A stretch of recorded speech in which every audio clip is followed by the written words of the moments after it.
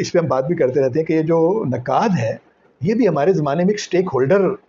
خود کو سمجھنے لگا ہے کہ وہ بھی ایک سٹیک ہولڈر ہے نا جی کہ جب آپ بات کریں گے تو اس کا تھوڑا بہت آپ کو نقصان بھی ہوگا, تو آپ بھی چونکہ اسٹیک ہولڈر ہیں تو آپ اپنا نقصان نہیں کرنا چاہتے. نہیں ایسا نہیں میں نے تو دیکھیں یا تو میرے آپ کام نہیں میں میرے آپ کی بات سامنے نہیں ہو کر نا. رہا, اوور آل دیکھیں نا آپ بھی دوسرے لوگوں کو پڑھنے والے ہیں, جی اب عمومی رویے کی ہم بات کر رہے ہیں جو آپ نے خود کہا نا جی کہ ہم بات کرنے سے ڈرتے ہیں,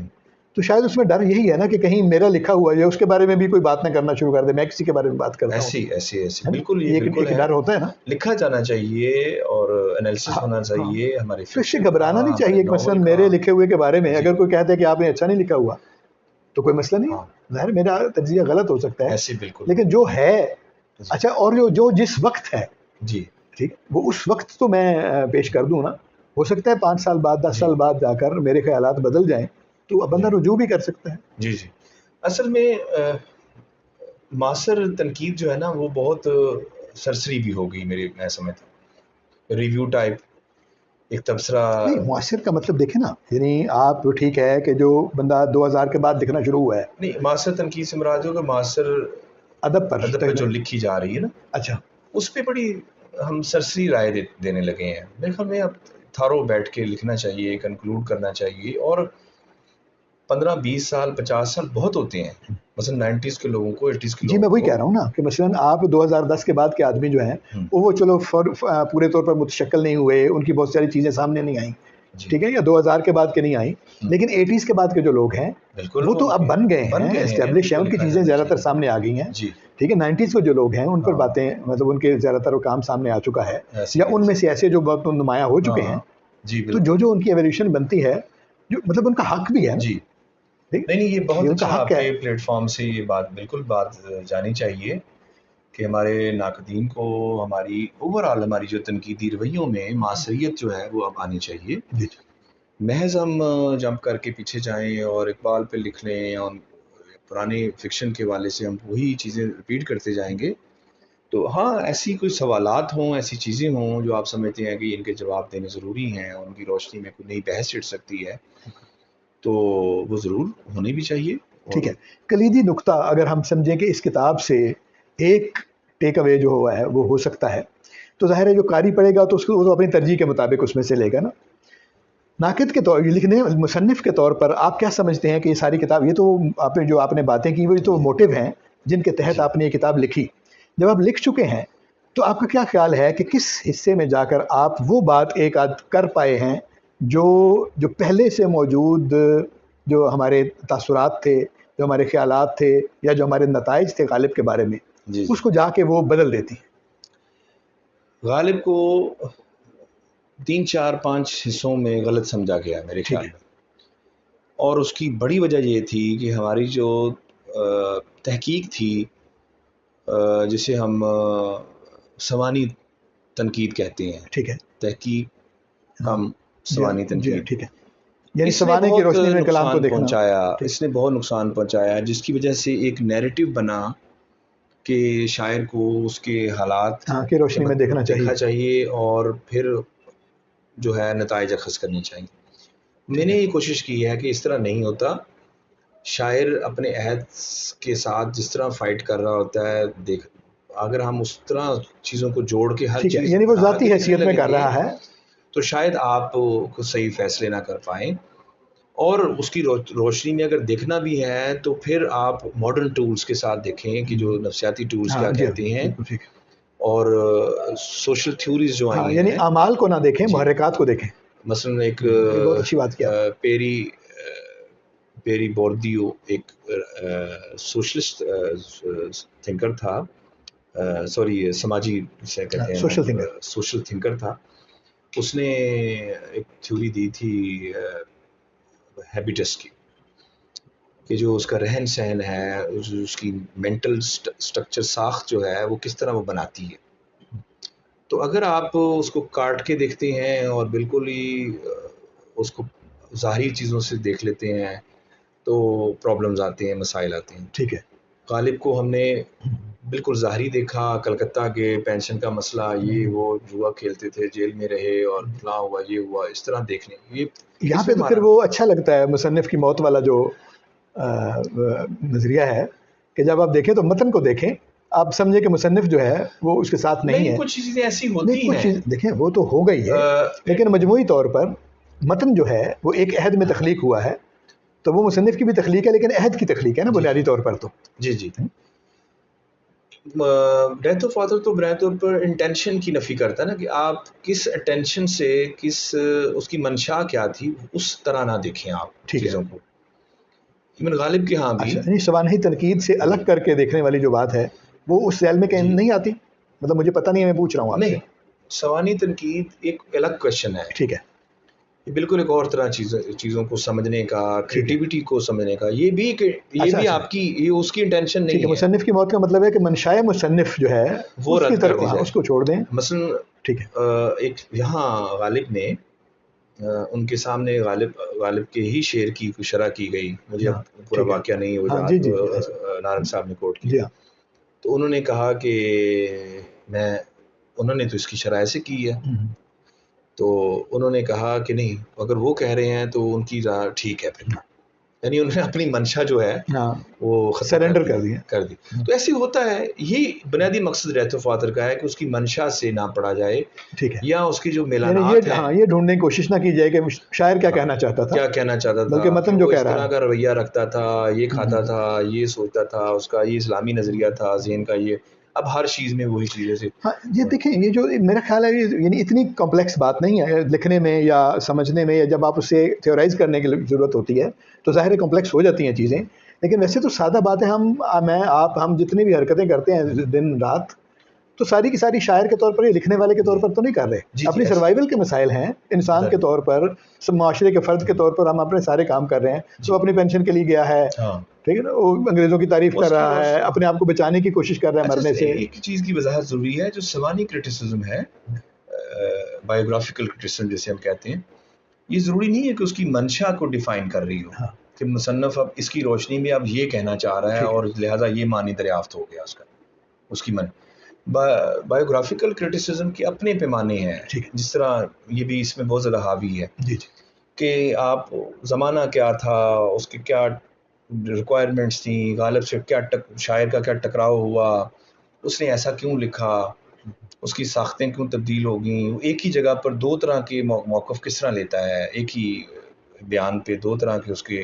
موقف سامنے آتے ہیں ایک ہی بات پہ.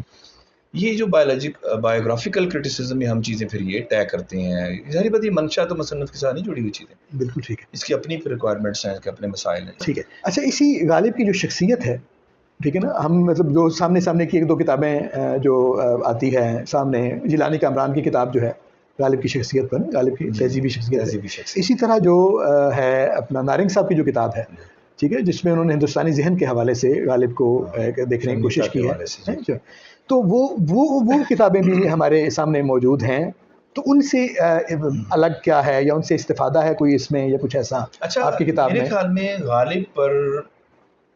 میرے اتنا زیادہ مطالعہ نہیں ہے, میں کہوں کہ میں نے بہت غالبیات پہ کوئی بہت پڑھا ہے, یا بہت میں نے کم پڑھا, سچی بات. میرے اپنے ہی سوالات تھے, مجھے کوئی 10 15 20 کتابوں کے ساتھ ہی میں زیادہ انگیج رہا. میں سمجھتا ہوں کہ غالب پر اگر سب سے اچھی نہیں تو کم از کم 4-5 کتابیں اگر سب سے اچھی نکالی جائیں تو وہ نارنگ صاحب کی غالب شنیتا شخصیت اور شعریہ اس حوالے سے جو انہوں نے لکھی ہے, شنیتا کا بودھی جو فکری فلسفہ جو ہے اس حوالے سے. تو غالب پر اتنی جم کے انہوں نے کام کیا ہے, اتنا سسٹمیٹکلی انہوں نے غالب کو دیکھا ہے کہ ایک شخص کو اس طرح دیکھنے کا پریکٹیکل انداز میں میرے خیال میں شاید ہی اردو کی کوئی اور مثال ہو. 700-800 صفحات انہوں نے لکھے. اچھا, انہوں نے چونکہ شنیتا سے اس کو جوڑا, خاموشی سے, گیان اور فکر کی ایک حالت جہاں وہ خاموش رہتے ہیں, کوئی پوزیشن نہیں لیتے, آپ خاموش ہو جاتے ہیں, اس نے اس کے ساتھ جوڑا. اور انہوں نے کہا کہ غالب جو ہے وہ دو انتہاؤں کے درمیان وہ شونیتا کے قائل ہیں, خاموش رہتے ہیں, اور وہ کنٹراسٹ کریٹ کر کے تو وہ بہت بڑی باہر نکل جاتے ہیں. اس کے علاوہ بھی دیکھیں آپ, جب یعنی آپ دونوں کو کچھ نہیں کر سکتے, فرض کریں دو تہذیبوں کو بھی آپ دیکھیں, تو جس طرح پرانا زمانہ جو ہے وہ ہاتھ سے نکل رہا تھا اور نیا زمانہ جس طرح سے حاوی ہو رہا تھا, وہاں پہ آپ کچھ بھی نہیں کر سکتے سوائے چپ کرنے کے. جی, یہ دیکھیں نا آپ دونوں کو سمجھ تو رہے ہیں کہ ہو کیا رہا ہے، لیکن وہاں پر جی کسی کی طرفداری کرنا. انہوں نے اس بودھی فکر سے چونکہ ساری مثالیں لیں اور بہت جم کے لکھا، اور سچی بات چونکہ وہ ہندو مت سے ان کا تعلق تھا اور وہ اس تہذیب سے تعلق ہے، ہماری تہذیب سے یہ فکری روایہ. مجھے مشکل بھی آئی، میں نے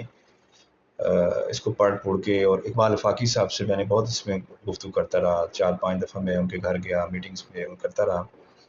انہوں نے مجھے اچھی باتیں اس حوالے سے بتائیں اور سمجھائیں. تو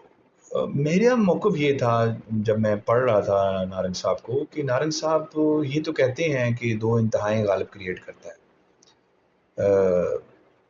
قید حیات و بندے کا مسل میں دونوں ایک ہیں، موت سے پہلے آدمی غم سے نجات پائے گا. تو دو انتہائیں انہوں نے دکھا دیں، اور بھائی بس خاموشی اختیار کر لی جائے، یہ دونوں ہیں ہی ہیں، موت بھی ہے غم بھی، دونوں رہتے. تو میں نے اس نتیجے پر پہنچا کہ غالب ایک پوزیشن لیتا ہے، ایسا نہیں کہ وہ چھوڑ دیتا ہے. ٹھیک ہے، وہ باقاعدہ کسی ایک طرف جاتا ہے، کوئی فیصلہ کرتا ہے. میں نے غالب نارنگ صاحب سے کہہ لو کہ میں نے اس سے اختلاف کیا. میں نے کہا وہ اس طرح نہیں چھوڑتا، نہیں ہے، وہ ایک چوائس کرتا ہے. بڑی بات. اور وہ انہوں نے ان کی پرابلم یہ تھا غالب کا کہ وہ ناقصیت کا جو فلسفہ تھا ہندو مت کا، یا اس پوری جینی تہذیب کا یا بودھی تہذیب کا، اس میں ناقصیت جو ہے، تناسخ کا جو مسئلہ ہے کہ انسان انکمپلیٹ ہے، اور انکمپلیٹ آیا ہے اور انکمپلیٹ ہی چلا جاتا ہے، اور اسی تگودوں میں کہ میری آتما جو ہے مہاتما بن جائے. وہ آتما مہاتما نہیں بنا پاتا، اسے گیان، وہ پھر چکر جو ہے سائیکل آف ری برتھ وہ دوبارہ آتا رہتا ہے. تو عربی فکر جو ہے اس میں یہ نہیں ہے اس طرح، وہ کمپلیٹ ہے، پاک ہے، معصوم ہے، صاف ہے، فطرت پہ پیدا ہوا ہے، اور جب جاتا ہے تو کچھ پاپ لے جاتا ہے جس کی اسے سزا ملے گی دوزخ میں، اور پھر وہ اسی طرح ہو جائے گا پاپ صاحب، اس کا ختم ہو جائے گا. نہ ہی اسے دوبارہ آنا ہے، انکمپلیٹنس کا کوئی سوال نہیں ہے، جو کرتا ہے وہ دوبارہ نہیں آئے گا، وہ بس چلا گیا. یہ جو فکر ہے یہ غالب کے ہاں بہت زیادہ ریپیٹ ہوتی ہے، اور ناقصیت وہ بار بار جو کہتا ہے زوال ہمارا اجزاء آفرینش کے تمام، یہ انکمپلیٹنس اس کے ہاں تناسخ کے طور پر بار بار ریوائز کرتی ہے. جو یہ فلسفہ ہے کوریتے ہو جو براق جستجو کیا ہے، جلا ہے جسم جہاں دل بھی جل گیا. یہ بالکل وہ ہندو جلاتے ہیں، اور وہ اس میں اب دل بھی جل گیا. اور وہ غالب کے ہاں یہ چیزیں جو ہیں اس ہندی تہذیب کی، اچھا اسلوب اس کا سارا فارسی ہے، فکر پہ اس کی حاوی جو ہے سارا فارسی ہے، فائٹ فارسی کر رہا ہے، فکر کہیں اندر، کہیں اس کی جو پریکٹسز کے اندر ہیں، جو اس کی پریگمیٹکس کے اندر چیزیں شامل تھیں، جو گڈیاں اڑاتا تھا، پتنگیں اور کبوتر، یہ وہ ہندو تہذیب کا وہ ہے، سنسکرت تہذیب سے جڑا ہوا ہے، وہ کہیں یہ فلسفہ اس کے اندر موجود رہا. خیر اس پہ تو ظاہر نارنگ صاحب نے بہت اچھا لکھ دیا، انہوں نے اس کی جڑیں بودھی فکر سے جوڑی. یہاں سے میں نے ایک انحراف کیا کہ غالب ایک پوزیشن لیتا ہے جو نارنگ صاحب شاید وہ یہاں سے آ کے ادھورا چھوڑ گئے. ٹھیک، وہ ایک پوزیشن لیتا ہے، ایسا نہیں ہے کہ وہ ایک جگہ. وہ میں نے کئی پھر مثالیں دیں جہاں جہاں میں دیکھتا رہا، اور میں نے کوشش کی ہے کہ شارحین کو دیکھوں پڑھوں. ٹھیک، کیونکہ میرا اتنا مطالعہ نہیں تھا، میں شارحین کو دیکھ کے کوئی پھر رائے بناتا رہا کہ یہ کن جو ہے کس موقف سے یہ شعر کہا جا رہا ہے اور کس طرح کہا گیا ہے. تو میں نے کوشش کی ہے کوئی شعر بھی بغیر شرح کے، میر صاحب کی شرح کو میں نے زیادہ استعمال کیا، اور تبادل بھائی صاحب کی نظر. تو یہ مطلب غالب کے حوالے سے یہ ایک انحراف مجھے نظر آیا نارنگ صاحب کے، میں نے کیا یہ بات. بہت شکریہ آپ کا. ایک تعارفی گفتگو کے طور پر تھوڑی سی طویل بھی ہو گئی، لیکن ظاہر ہے چونکہ باتیں اس میں بہت ہیں، اور آپ نے ایک بڑے کام کو ہاتھ ڈالا ہے، اور یہ خوش آئند بات ہے کہ آپ کی عمر کے جو نقاد ہیں وہ بڑے کاموں کی طرف متوجہ ہوں. یہی عمر ہوتی ہے کام کرنے کی. ہمارے بڑے لوگوں نے اسی عمر میں بڑے بڑے کام کیے ہیں، تو اب یہ سمجھنے لگ گئے ہیں لوگ کہ بھئی جا کے بوڑھے ہوں گے تو کوئی کام کریں گے. تو بہت مبارکباد آپ کو. اور جس طرح سے آپ سوچ رہے ہیں، یا جو نہج ہے آپ کے تجزیے کی یا لکھنے کی، تو امید ہے کہ انشاءاللہ آئندہ بھی ادب کو آپ بڑی چیزیں جو ہیں وہ دیں گے. لیکن وہ میری گزارش ساتھ ہے کہ معاصر جو ادب ہے اس کی طرف بھی، اور خاص طور پر غزل، اگر آپ پیچھے جا کے دیکھتے ہیں اور آپ کو غزل ایک بڑی صنف کے طور پر لگتی ہے، تو اب آپ دیکھیے کہ اس زمانے میں آ کر تو شاعری جو ہے پہلے تو اس کا ہی خاتمہ ہو رہا ہے، اور اس میں سے بھی جو غزل ہے جی وہ بحث سے باہر ہے، بحث سے باہر ہے۔ اصل میں جو سوال ہے وہ یہ مثلا لکھنے والے کا معاملہ نہیں ہے، لکھنے والے تو لکھ رہے ہیں، مشاعرے ہو رہے ہیں، لوگ لکھ رہے ہیں، سن رہے ہیں، تخلیقی ادب کا یا تخلیقی آدمی کا معاملہ نہیں ہے، لیکن معاشرے سے یا علمی جو دنیا ہے اس سے کسی صنف کو جو مرکزی صنف رہی ہو اور تخلیق کے اعتبار سے اب تک بھی ایک حد تک ہو، اس کو خارج از بحث کر دینا، یہ بہرحال ایک سوال ہے۔ تو پھر بھی انشاءاللہ کسی وقت اس موضوع پر الگ سے بات کریں گے۔ کتاب کی آپ کو بار دیگر مبارکباد۔ تو امید ہے کہ ہمارے دوستوں کو تعارفی اعتبار سے کی گئی یہ چند باتیں پسند آئی ہوں گی۔